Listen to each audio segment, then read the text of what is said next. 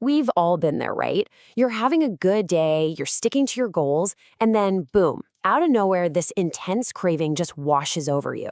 You try to use your willpower to fight it off, but it feels like you're already losing. It is an incredibly frustrating feeling. So that's really the big question we're going to tackle. Why does it seem like that logical, rational part of your brain just checks out at the exact moment you need it the most? It can feel like your own mind is working against you. Okay, and here's the most important thing to get right from the very beginning. This is not a weakness. It is not a character flaw. What you're experiencing is a completely predictable, almost mechanical event happening inside your brain. It's biology, not a moral failure. So let's pull back the curtain and look at the actual science. What is going on in there during one of these moments? When you understand the mechanics, it stops feeling so personal and starts making a lot more sense. Get this, your brain can spot a trigger, a sight, a smell, even just a thought, and react to it in as little as 33 milliseconds. That is literally faster than the blink of an eye. It's faster than your conscious mind can even register what it's seen. This is why a craving can feel like it just ambushes you out of the blue.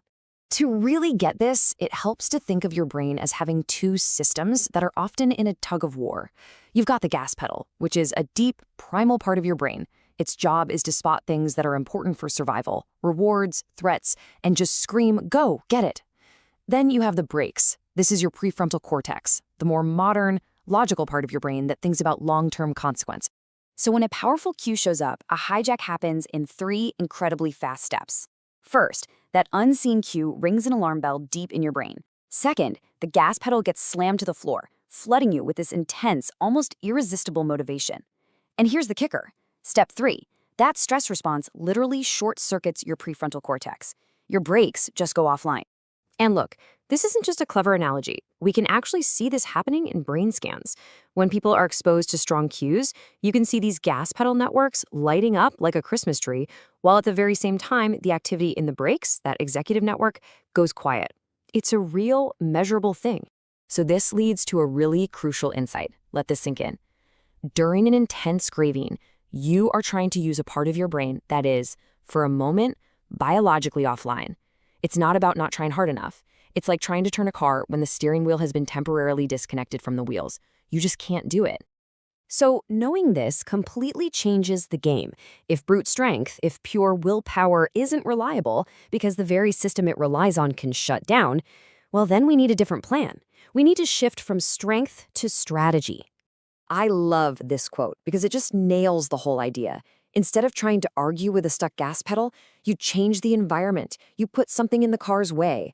You work with the reality of the situation instead of fighting it head on. And this means our objective changes. The goal is no longer to wrestle the craving into submission. It's something much simpler, much more achievable. The goal is just to create a pause, a tiny little gap between the urge and the action.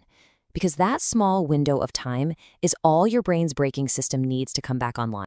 So how do we create that pause? We do it with one beautifully simple tool. And that tool is called friction. Friction is just any small, deliberate barrier you put between you and that automatic behavior. It's not a giant wall. Think of it more like a speed bump. Its only job is to slow things down just enough to give your thinking brain, your brakes, a chance to catch up and re-engage. So here's how you use it. It's a simple 3-step process. First, just get curious. Notice the chain of events. What's the cue, and what's the automatic thing I do right after? Second, add one little barrier. Just make that automatic action a tiny bit harder to do. And third, you just let the pause happen. That little delay is what gives your prefrontal cortex the moment it needs to reboot. So what does this look like in real life? It can be incredibly simple. Maybe you move the cookies from the counter to a high shelf in the garage. If you're mindlessly scrolling an app, log out every single time you use it. That little step of having to log back in, that's friction. Putting your phone on a charger across the room instead of next to your bed, that's friction. It's all about making the automatic thing just a little less convenient. Okay, as we start to wrap up, it is so important to frame this the right way. This isn't some magic pill. It's not a switch you flip. It's a practice. And like any skill, it takes the right mindset to develop. Let's just put this into perspective. When you look at the relapse rates, that means, when symptoms come back for addiction, They're right in line with other chronic health conditions like type 1 diabetes or asthma. This is not some unique moral failing. It is the nature of managing a chronic condition. And this really is the heart of the mindset shift. Think about it. We would never ever shame someone for having an asthma attack. We would see it as a sign that their management plan needs a little tweaking. We need to approach this with that exact same compassion and clear-eyed understanding. It's a biological process, and managing it is a skill that gets better with practice. So the real takeaway here isn't that you need to fight harder. It's that you can train smarter. Self-regulation is a skill, not something you're just born with or without.